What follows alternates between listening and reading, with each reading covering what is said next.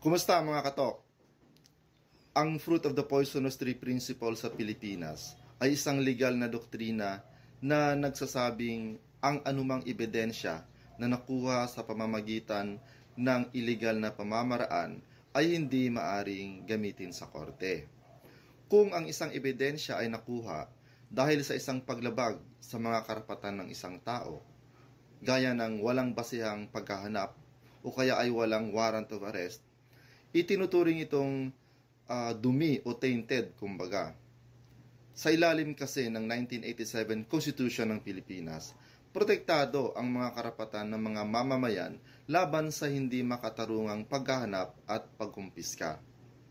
Ang doktrinang ito ay nagsisilbing proteksyon laban sa pang-aabuso ng mga otoridad at nagpapatibay din ng mga prinsipyo ng makatarungang paglilitis.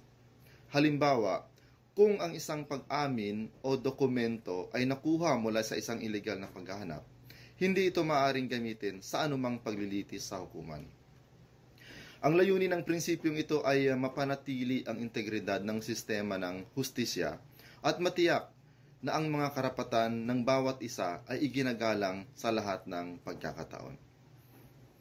Magandang araw at ingat mga katok!